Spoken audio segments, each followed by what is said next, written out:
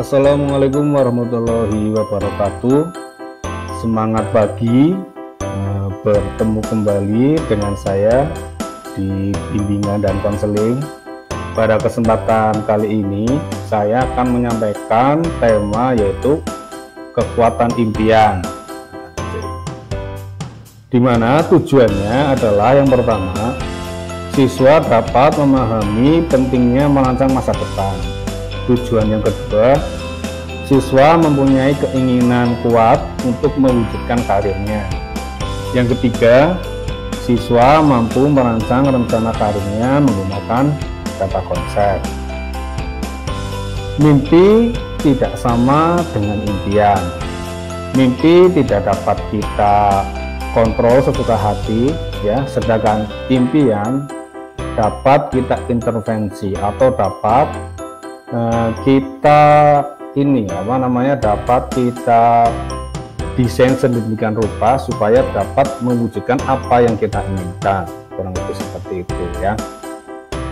Jadi impian menurut Kamus Besar Bahasa Indonesia itu adalah barang yang diimpikan atau barang yang sangat diinginkan.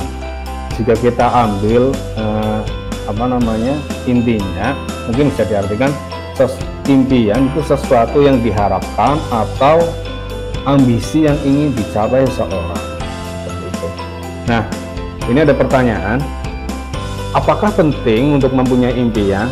Silahkan coba ditanyakan di dalam hati kalian masing-masing. Apakah penting untuk mempunyai impian?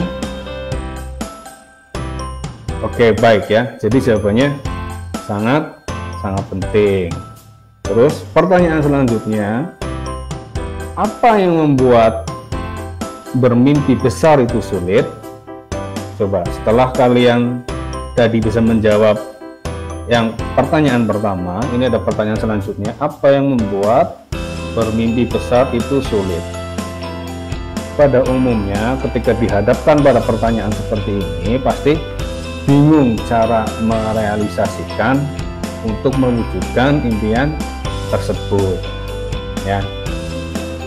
Oke, next. Jadi mengapa sih kita itu perlu adanya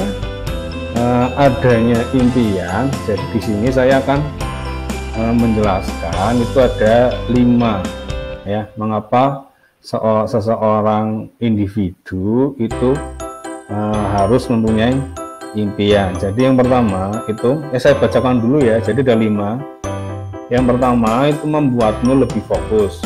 Nah, yang kedua itu menentukan prioritas. Yang ketiga menambahkan nilai pada pekerjaan. Yang keempat menumbuhkan semangat juang. Yang kelima itu merancang masa depan. Oke, kita bahas yang pertama ya, yang membuatmu lebih fokus. Jadi dengan kita mempunyai impian itu bisa berperan sebagai kompas atau petunjuk arah, memberi tahu kita arah mana yang harus ditempuh hingga kita mengenali arah yang benar. Kita tidak akan pernah mengetahui apakah langkah kita benar-benar merupakan kemajuan. Langkah kita mungkin membawa kita ke belakang dan bukan ke depan. Jika bergerak ke sembarang arah selain menuju impianmu, pastinya akan kehilangan kesempatan-kesempatan yang diperlukan untuk mencapai kesuksesan. Itu poin yang pertama. Nah, selanjutnya itu menentukan prioritas ya. Jadi maksudnya itu impian memberi kita harapan untuk masa depan dan ia juga memberi kita kekuasaan di saat ini. Impian membuat kita memprioritaskan segala sesuatu yang kita lakukan. Seseorang yang memiliki impian mengetahui apa yang akan atau harus dikorbankannya agar bisa maju. Dia mampu mengukur segala sesuatu yang dikerjakannya, apakah membantu atau menghambat impian tersebut. Memusatkan perhatiannya pada hal-hal yang membawanya lebih dekat kepada impian dan memberi sedikit perhatian pada hal-hal sebaliknya. Jadi itu poin kedua. Nah, untuk yang poin ketiga itu menambah nilai pada pekerjaan. Maksudnya apa? Jadi maksudnya ialah impian menempatkan segala yang kita lakukan ke dalam perspektif. Bahkan tugas-tugas yang tidak menyenangkan menambahkan nilai saat kita mengetahui hal itu memberi kontribusi pada pemenuhan impian. Setiap aktivitas menjadi bagian penting di dalam gambar yang lebih besar. Ya, itu poin yang ketiga. Nah, untuk poin yang keempat itu apa? Menumbuhkan semangat juang. Jadi maksudnya ialah tanpa impian kita mungkin harus berjuang keras untuk melihat kekuatan yang ada dalam diri kita, karena kita tidak bisa melihat situasi di luar keadaan kita saat ini.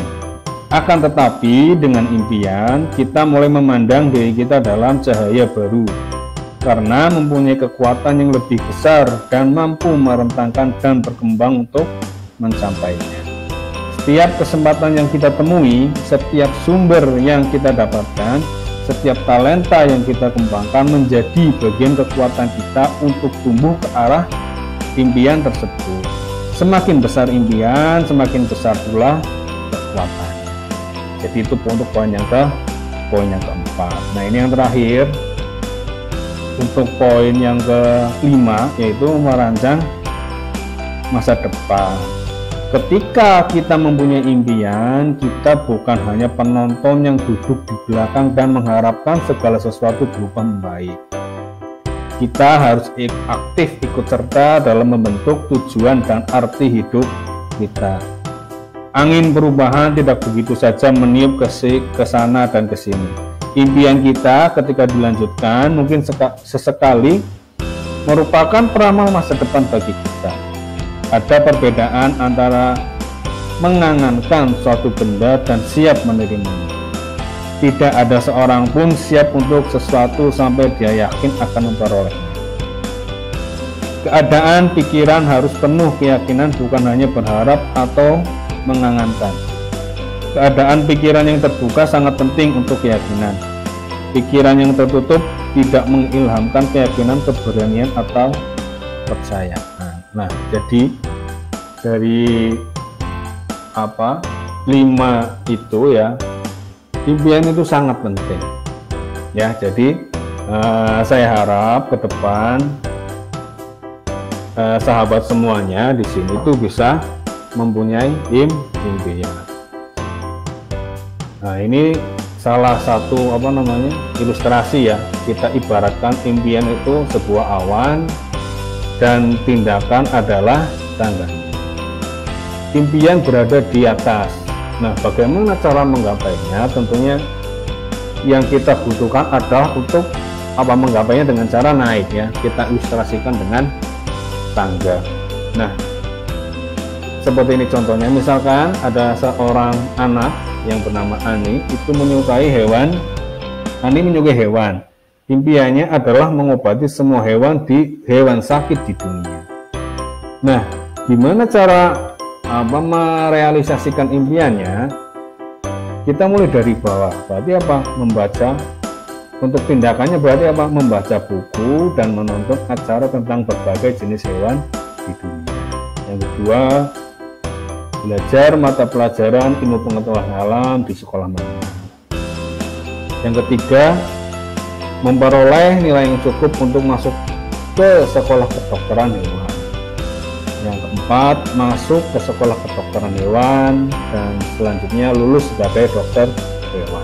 Berarti dari kerangka tersebut sudah ada step by step apa yang akan dilakukan. Jadi tidak serta-merta ketika Ani menyukai hewan dan impiannya adalah mengobati semua hewan sakit di dunia, kan tidak mungkin ujuk-ujuk jadi dokter hewan. Pasti ada step-step yang nanti akan dilaluinya, dan Ani sudah memikirkan langkah-langkah tersebut.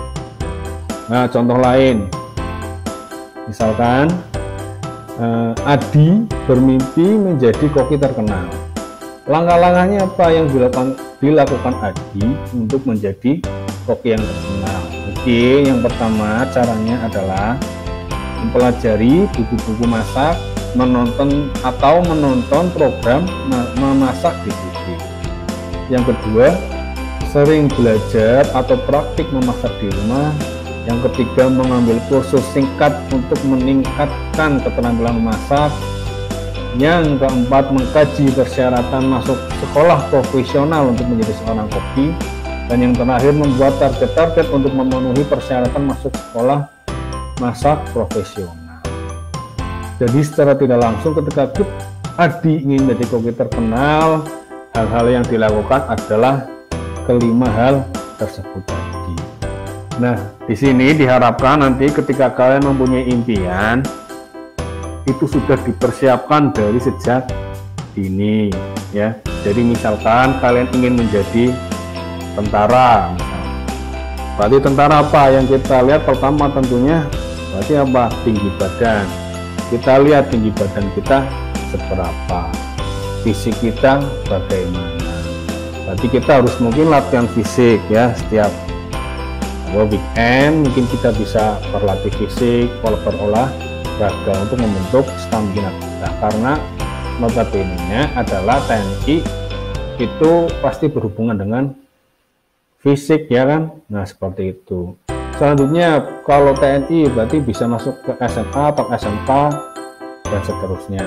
Persyaratannya bagaimana, seperti itu, nilainya bagaimana. Jadi kita sudah mempersiapkan langkah-langkah yang akan kita ambil untuk menjadi TNI, seperti itu. Nah, untuk tugasnya hari ini adalah saya meminta untuk dibuatkan kurang lebih seperti ini tadi, ya. Jadi impiannya apa, lah nanti di situ dibuat langkah-langkahnya untuk mencapai impian tersebut. Contoh yang saya berikan tadi itu adalah apa? Yang simple, ya. Kalau bisa mungkin nanti juga bisa dibuat yang ini, ya, yang apa namanya, seperti data konsep, ya kan. Bisa dibikin nanti mind map lah, ya. Silakan bisa dibikin seperti ini juga tidak masalah. Nah, yang terakhir adalah pesan utamanya, impian itu penting.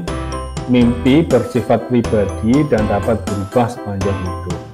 Ketika orang lain mengetahui impian kita dan atau menjumpai orang-orang yang memiliki mimpi yang sama, mereka bisa mendukung dan membantu untuk meraih impian. Sangatlah penting untuk percaya pada diri sendiri, gigih dan tekun. Kita harus siap menghadapi tantangan saat kita berusaha mencapai target-target kita. Menemukan kesempatan untuk belajar adalah salah satu target terbesar yang dapat kita tempatkan di tanggal yang kita buat untuk mencapai impian kita. Dukungan dari orang-orang sekitar sangat penting, serta mempersiapkan diri untuk menghadapi tantangan. Begitu materi yang dapat saya sampaikan tentang kekuatan impian. Jangan lupa nanti tugasnya bisa dikirimkan melalui Google Form yang akan saya bagikan di WA. Sekian, wassalamualaikum warahmatullahi wabarakatuh.